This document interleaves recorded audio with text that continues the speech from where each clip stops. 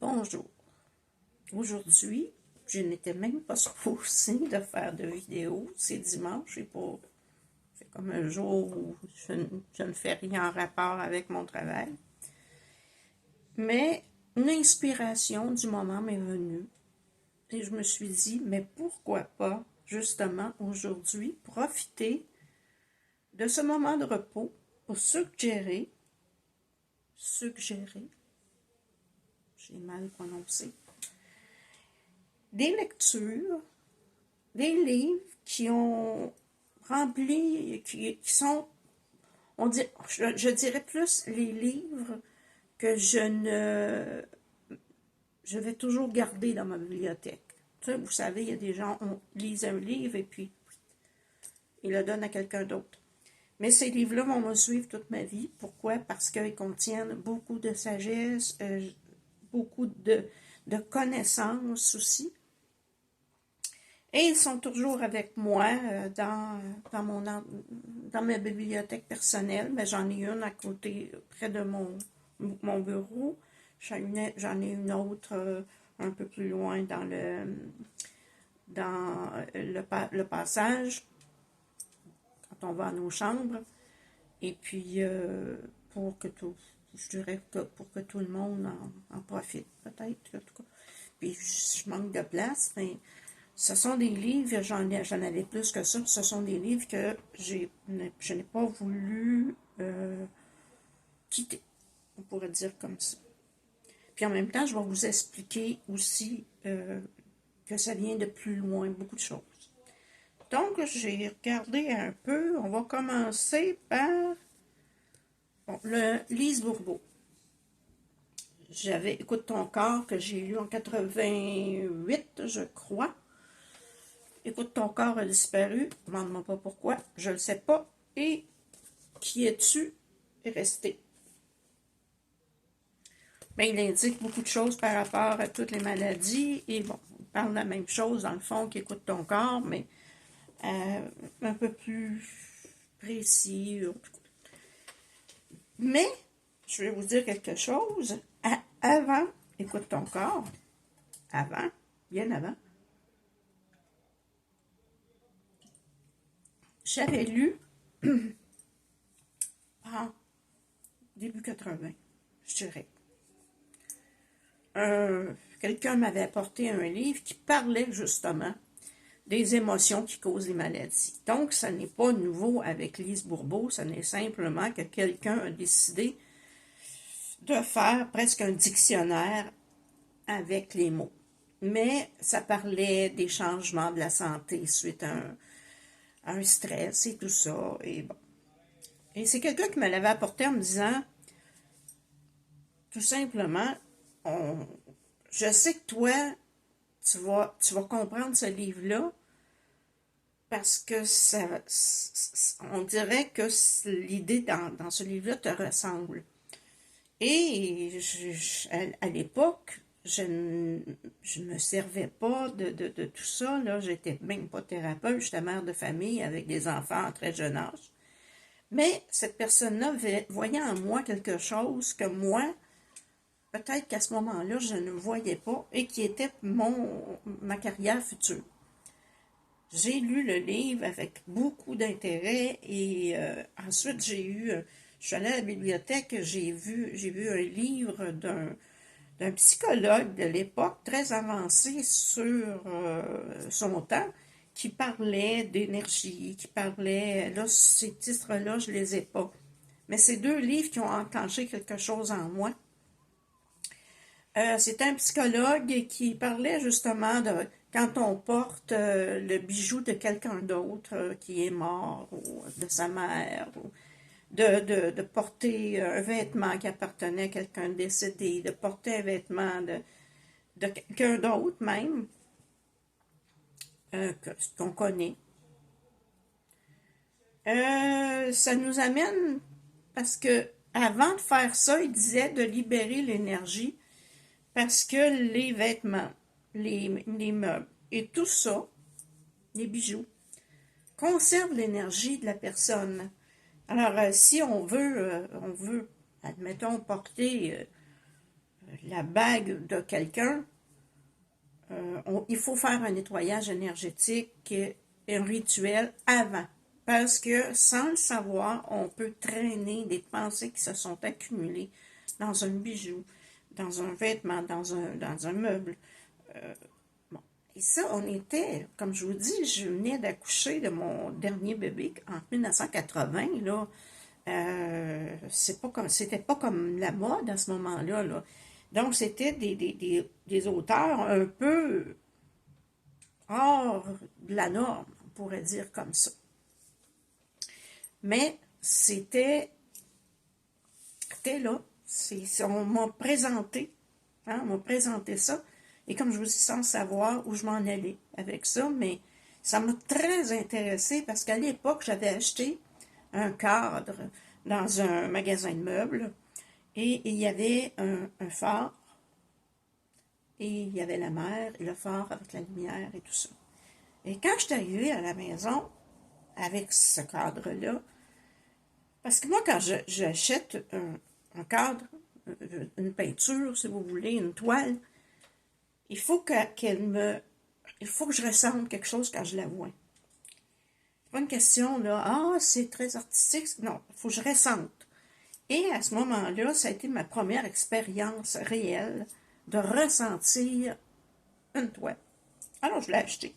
Pourtant, s'il y a quelque chose de simple dans la vie, c'est bien un phare, la mer et la tempête. Hein? Et tout d'un coup, je me mets à réaliser que c'était moi. Je cherchais un phare, je cherchais la lumière, je cherchais mon chemin à travers la tempête de ma vie. C'est pour vous dire à quel point c'est spécial tout ce qui nous entoure dans la maison. C'est important, vous savez, il y a la mode, mais il y a aussi de s'entourer de choses qui nous représentent et qui nous font vibrer. Ça, bon, maintenant, je vais passer au livre parce que, comme je vous dis, ça, c'est sorti à peu près en 90, l'autre est sorti à peu près 88. Ça a été ma première incursion qui m'a vraiment entraînée à faire ce que je fais aujourd'hui. Après ça, ok. Il y a eu les émotions et le corps. Ça, c'est écrit autour des années 90. Encore là, on en parlait, mais pas tant que ça. Ben là, il y avait eu Lise Bourbeau, mais lui, c'est un chiropraticien qui s'est rendu compte que le corps développait des douleurs suite à des émotions, soit des émotions vécues ou soit refoulées.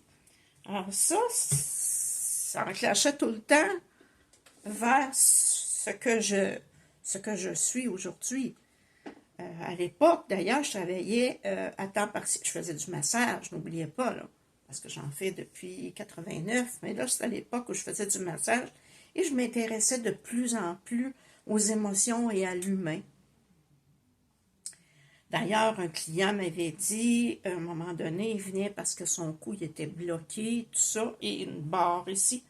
Et il me disait, j'ai tout essayé, j'étais voir un chiropraticien, tatati, c'est ça, je l'ai entendu cette chanson-là, je ne sais pas combien de temps. Et moi, j'ai fait un nettoyage énergétique.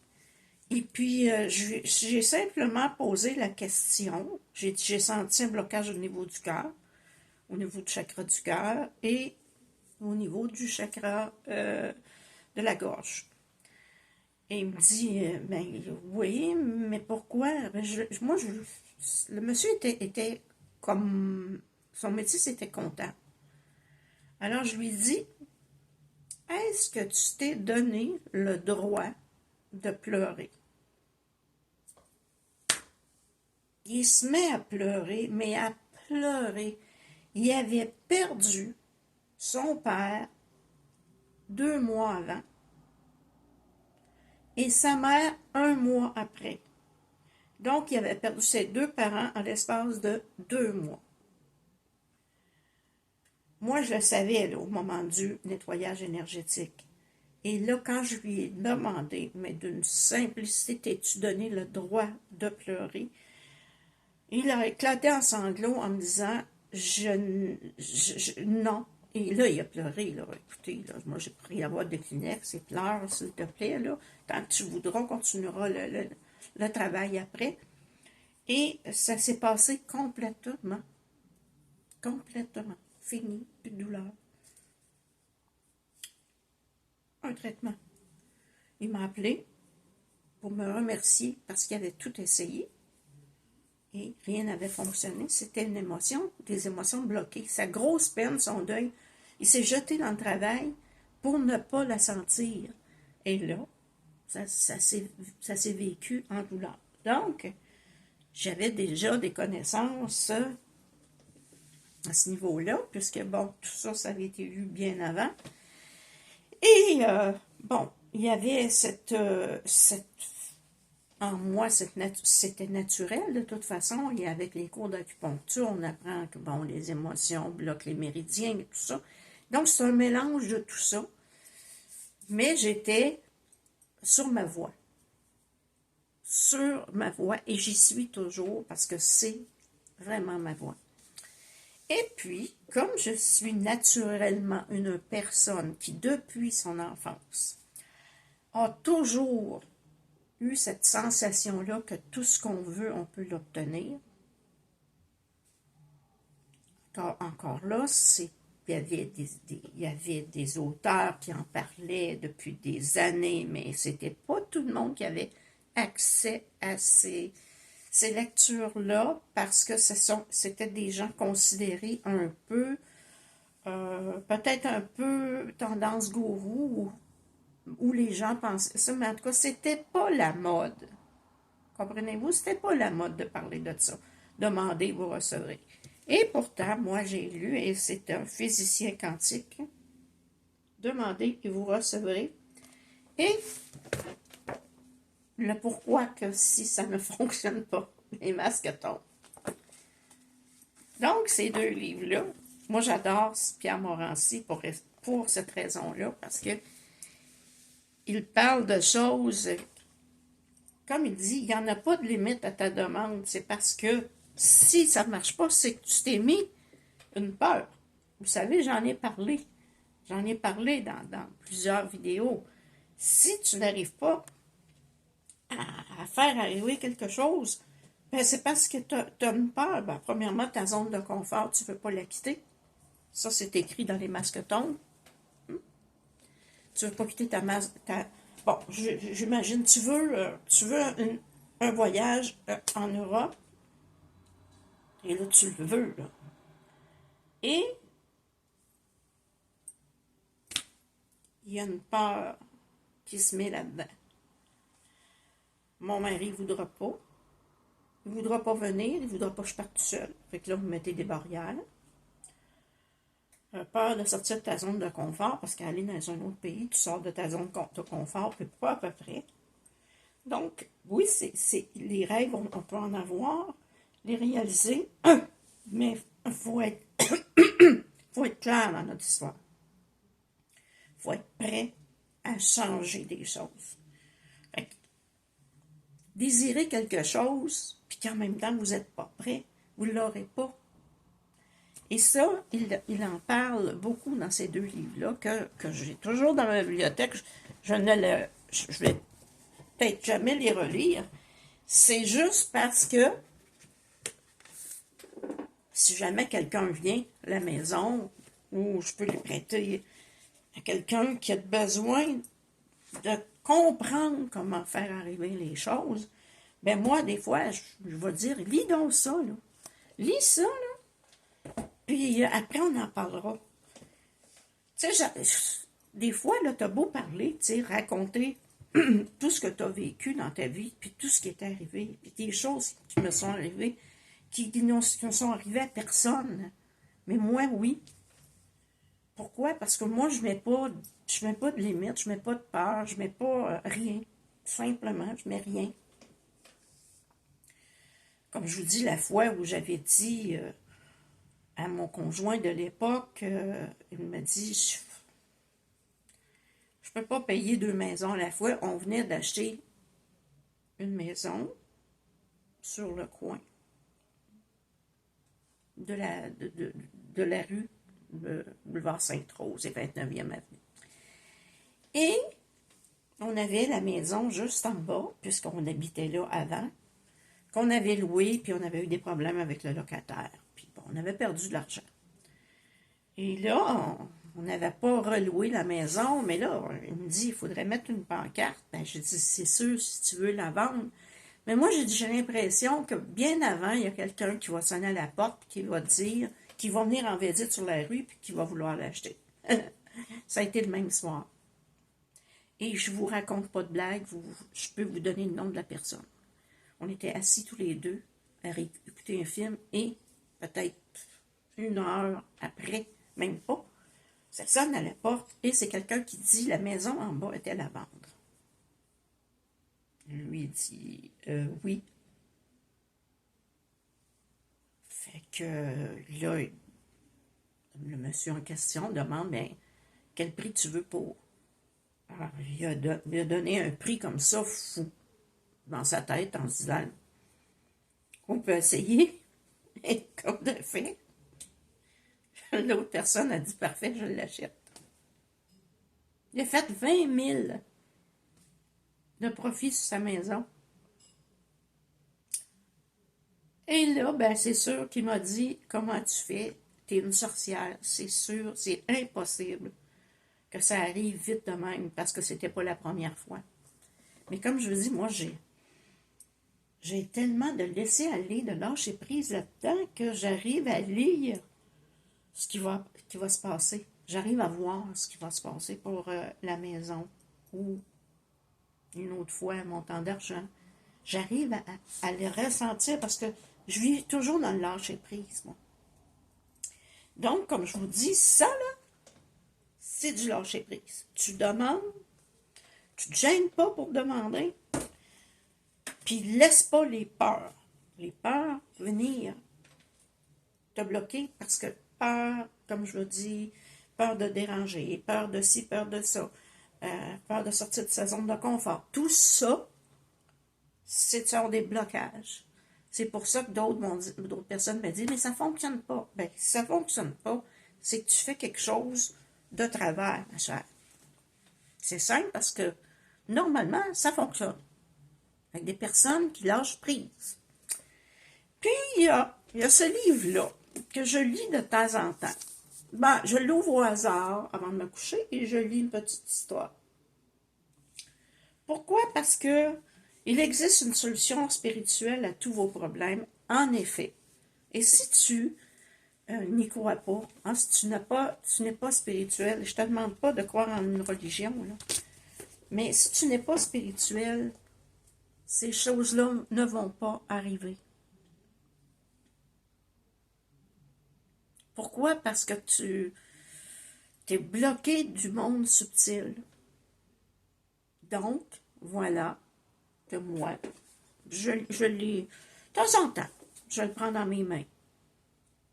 Et j'ouvre une page au hasard pour voir si j'ai un message à recevoir. C'est tout. Pas plus que ça. Ou bien mes tarots. J'en ai plein de livres. J'en ai sur les anges, j'en ai sur les familles d'âmes, j'en ai... Je voulais juste vous montrer ceux qui sont très inspirants. Et ça, cet auteur-là, oups, pas ça, ça c'est en dernier. Cet auteur-là est très inspirant. Je trouve que on reçoit de l'inspiration spirituelle. C'est bon d'en avoir. Ensuite, celui-là, il a été écrit en 1962. C'est loin, hein? Le yoga sans posture. Et c'est aujourd'hui, ou moi, comme j'appelle aussi quand je fais ce que j'appelle le tai chi libre, c'est-à-dire sans avoir une chorégraphie. Tai chi libre, yoga sans posture, vous savez, comme je suis une personne libre. Et j'ai adoré parce que c'est de simplement avoir l'attitude juste. Je ne sais pas si vous pouvez comprendre. Parce que le yoga, c'est unir le corps et l'esprit.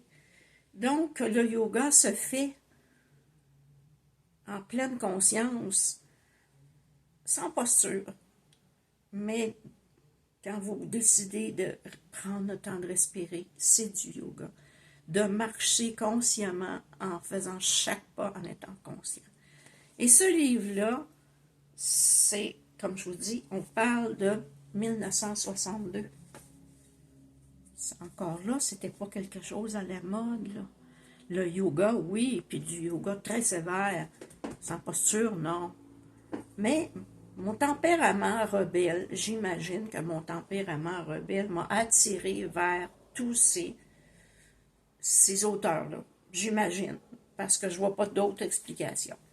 Et parce que c'est pas un livre que beaucoup de personnes ont entendu parler. Mais moi, j'ai adoré ça. C'est mon ex-conjoint qui l'avait. Et qui était une personne qui, sans posture, faisait du yoga. C'était une personne assez spéciale. C'est lui qui m'avait appris aussi l'herboristerie. Donc, voilà.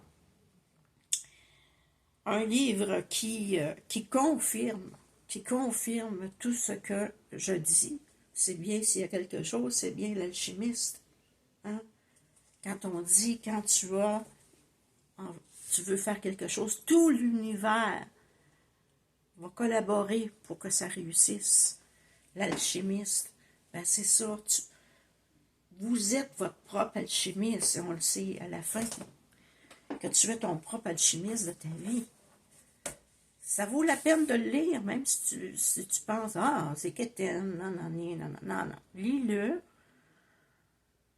Tu vas comprendre. Si tu n'as pas encore tout à fait compris, là, tu vas comprendre que quand on veut quelque chose, tout se place sur notre chemin. Tout. Et on arrive au but. Ensuite, il y a eu cet excellent livre. Et je suis sûre que pas beaucoup de personnes le connaissent. J'ai 2 livres. Je l'ai acheté dans les années 90, peut-être 93-94, avec Barbara Ann Brennan. C'est une ancienne, elle travaillait à la NASA, une ancienne physicienne qui travaillait à la NASA, qui voyait les auras et qui voulait en avoir le cœur net. Et elle est devenue une grande guérisseuse. Oui, parce qu'elle l'avait, depuis tout petite qu'elle voyait les auras, et elle s'est mise à s'intéresser au monde du subtil et des vibrations. C'est ainsi qu'elle a développé le travail de guérir les autres personnes. Et c'est de elle que je détiens toutes les images que je vous ai déjà montrées. Voici, je vais vous montrer. Voilà. Et toutes les images de l'aura et tout ça, c'est dans son livre à elle. OK? Tout ce que j'ai appris, je l'ai appris avec elle. Les 2 livres au complet. 2 briques à lire. Mais ça m'a aidé à pouvoir capter la subtilité de l'aura, la subtilité des vibrations.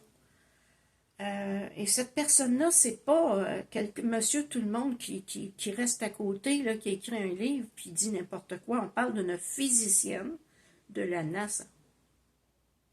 Donc, moi, c'est pour ça que je me suis attardée à ce livre-là, parce que c'était écrit par une personne qui avait des connaissances autant, comme on dit, autant scientifiques que spirituelles. Le spirituel, elle l'a développé à travers ses recherches. Mais elle avait toutes les connaissances scientifiques aussi.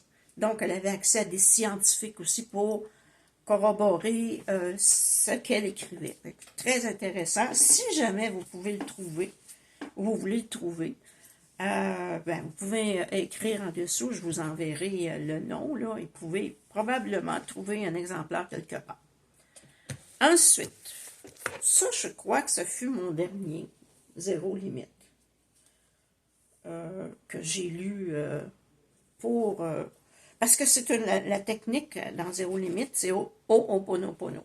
Et ma nièce m'en a fait cadeau parce qu'elle savait que je travaillais dans ce domaine et que j'avais, comme la personne qui m'avait offert les livres au début 80, bien, la même chose est arrivée avec ce livre-là. Elle m'a dit, s'il te plaît, lis-le. Alors j'ai dit, est-ce que tu l'as lu? Elle dit non. C'est toi qui vas le lire. C'est toi qui peux le comprendre. Alors, j'ai intégré la méthode Ho'oponopono à toutes mes méthodes de guérison parce que bon, on me l'a offert, c'est pas pour rien, il n'y a aucun hasard. Mais ça vaut la peine de lire si on veut comprendre. Parce qu'on entend parler, hein, beaucoup n'entendent parler. Mais on n'a jamais lu ce livre-là. Il y en a d'autres livres, mais ça, c'est le premier livre qui a sorti, en à peu près 2010, 2009, sur le Ho'oponopono, qui est une technique polynésienne. Alors, je vous le conseille, si vous ne l'avez jamais lu.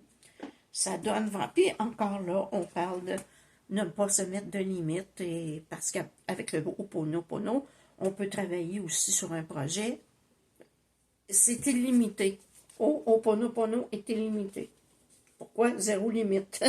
C'est facile à voir. Hein? Donc, et mon dernier, j'allais dire, j'ai pas lu d'autres. Non, j'ai lu celui-là parce que je me suis intéressée à cet auteur, Natacha Calestrémé, qui a écrit La clé de votre énergie. OK? Et elle, elle va parler, elle parle là-dedans des blessures de l'âme. Elle nous donne, il y a 22 protocoles dans ce livre, protocole de récupération d'âme, protocole de couper les liens de souffrance, protocole pour se couper des ancêtres aussi, là, de couper le lien qui fait que on reproduit une autre fois. Bon, j'ai pas les mots exacts, là, mais en tout cas, ce qui fait que, bon, tous ces protocoles-là fait qu'on se libère de nos blessures, parce que cette blessure-là peut venir aussi de nos parents, grands-parents et arrière-grands-parents. Donc, quand on réalise qu'on a une blessure, il faut vraiment faire toute la recherche dans le monde, dans nos ancêtres, afin de voir qui, le premier ou la première, a souffert de ça. Et de là, s'en défaire, parce qu'on est revenu pour défaire ces liens-là d'une génération à l'autre. Lui, c'est vraiment mon dernier. Que j'ai lu parce que j'écoute ses vidéos, puis bon, c'est une personne extrêmement intéressante. Et puis, c'est pour ça que je voulais vous présenter un peu mon petit monde. Et j'ai fait des protocoles. Les protocoles qu'elle nous dit de faire, je les ai faits. Vous savez, quand on prend conscience d'une blessure qu'on a, et moi j'en avais que j'avais pas pris conscience, mais j'avais des blessures. Je suis pas la fille parfaite, j'avais des blessures. Et le fait de lire ça m'a aidé à, m'a aidé à voir la mère, ma mère, ma grand-mère. J'ai pas pu aller plus loin parce que j'avais pas... moi, ma mère avait une grosse différence d'âge avec moi, 43 ans. Donc, puis sa mère était morte quand ma mère était jeune, 16 ans, je crois. Donc, c'est à travers quelques bribes de souvenirs que j'ai réussi à voir d'où venait cette blessure et j'ai réussi à la guérir. Donc, il me manquait une piste. Hein, il me manquait une piste et elle me l'a donnée. C'est d'aller voir la vie de nos mères et grand-mères. Je me rappelle juste une chose, bien avant ça, dans les années 90, justement, où à un moment donné, les enfants, c'était l'enfer. Et l'homme avec qui je vivais à l'époque, en tout cas, tout était, ça bourdonnait autour de moi, là. À un moment donné, j'ai fait, ça suffit. Ça suffit, je veux le calme ici. Et j'ai dit, vous n'allez pas me rendre folle. Je ne sais pas pourquoi j'ai dit ça. Après, j'ai fait, pourquoi j'ai dit ça? Et ça, c'est resté marqué, là, vous n'allez pas me rendre folle. Et plus longtemps, quelques années, je crois pas si long que ça, un sujet est arrivé qui parlait de ma grand-mère. Mais je le savais qu'elle avait été enfermée là, pour dépression, ça je le savais. Elle avait été enfermée dans ce temps-là, tu faisais une dépression nerveuse, c'est asile de fou. Mais ce que je ne savais pas, c'est qu'elle s'était suicidée. Et à partir de là, j'ai compris pourquoi j'avais dit ça et que je traînais un problème depuis toutes ces années-là. Et quand j'ai vu ce livre-là, c'est sûr, j'ai plongé dedans. Donc, je vous dis, là, on a des outils tout le long de notre chemin pour nous faire avancer. Avancer. Écoutez mes vidéos, écoutez les vidéos de Natacha Calestrémé, écoutez, voyez, lisez, mais avancez. C'est tout ce que je vous dis. Tout est là, l'univers va vous les mettre dans les mains. Ouvrez vos yeux, vos oreilles, vos mains, et vous allez voir votre vie changer.